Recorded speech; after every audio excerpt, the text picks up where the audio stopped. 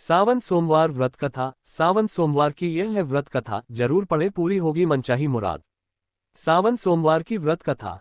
अगर आपकी कोई मन्नत पूरी न हो रही हो या फिर तमाम प्रयासों के बावजूद आपको करियर में सफलता न मिल रही हो या व्यक्तिगत जीवन में परेशानी चल रही हो, मसलन कोई भी दिक्कत हो, तो परेशान होने के बजाय अब की सावन सोमवार का व्रत करके यहाँ बताई गई व्रत कथा का पाठ करें। मान्यता है कि सावन सोमवार के दिन अगर व्रत रखकर इस कथा का पाठ किया जाए तो जातकों की मनचाही मुराद पूरी हो जाती है। सावन सोमवार व्रत की पावन कथा। एक साहूकार था जो भगवान शिव का अनन्य भक्त था। उसके पास धन धान्य किसी भी चीज की कमी नहीं थी, लेकिन उसकी कोई संतान नहीं थी और वह इसी कामना को लेकर रोज शिवजी के मंदिर जाकर दीपक जलाता था। उसके इस भक्तिभाव को देखकर एक दिन माता पार्वती ने शिवजी से कहा कि प्रभु, ये साहूकार आपका अनन्य भक्त है, इसको किसी बात का कष्ट है तो आपको उससे अवश्य दूर करना चाहिए। शिवजी बोले कि हे पार्वती, इस साहूकार के पास पुत्र नहीं है, यह इसी से दुखी रहता है। माता के कहने पर भोलेनाथ ने किया ये। माता पार्वती कहती हैं कि हे ईश्वर, कृपा करके इसे पुत्र का वरदान दे दीजिए। तब भोलेनाथ ने कहा कि हे पार्वती, साहूकार के भाग्य में पुत्र का योग नहीं है।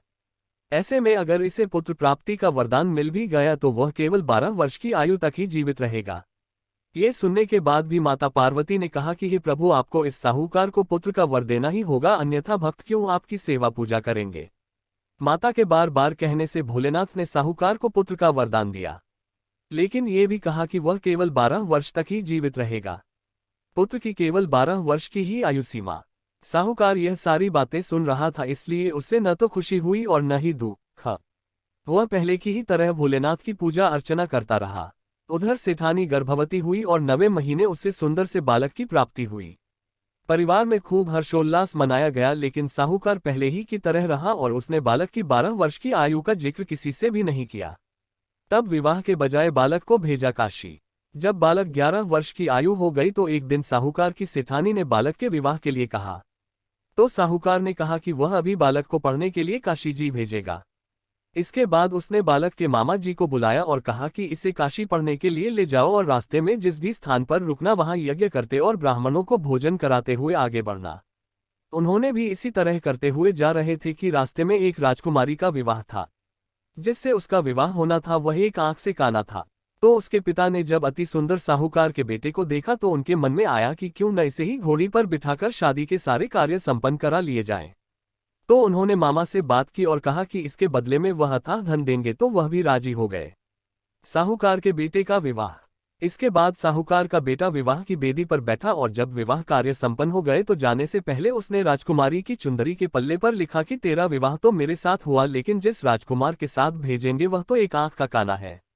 इसके बाद वह अपने मामा के साथ काशी के लिए चला गया। उधर जब राजकुमार ने अपनी चुनरी पर यह लिखा हुआ पाया तो उसने राजकुमार के साथ जाने से मना कर दिया। तो राजा ने भी अपनी पुत्री को बारात के साथ विदा नहीं किया। बारात वापस लौट गई। उधर मामा और भांजे काशी जी पहुंच गए थे। जब निकल गए भांजे के प्राण। एक दिन जब मामा ने यज्ञ रचा रखा था और भांजा बहुत देर तक बाहर नहीं आया तो मामा ने अंदर जाकर देखा तो भांजे के प्राण निकल चुके थे। वह बहुत परेशान हुए, लेकिन सोचा कि अभी रोना पीटना मचाया तो ब्राह्मण चले जाएंगे और यज्ञ का कार्य अधूरा रह जाएगा। जब यज्ञ संपन्न हुआ तो मामा ने रोना पीटना शुरू किया।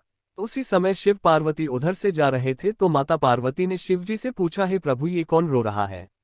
तभी उन्हें पता चलता है कि यह तो भोलेनाथ के आशीर्वाद से जन्मा साहूकार का पुत्र है।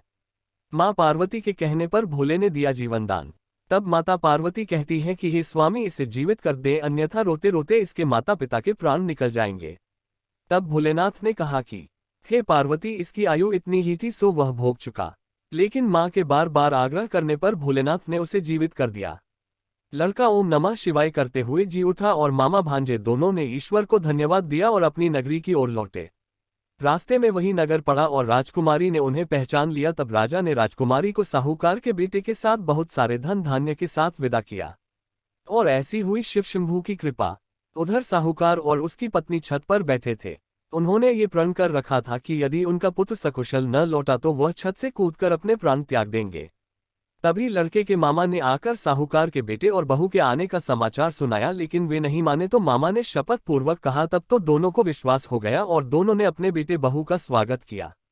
उसी रात साहूकार को स्वप्न में शिवजी ने दर्शन दिया और कहा कि तुम्हारे पूजन से मैं प्रसन्न हुआ।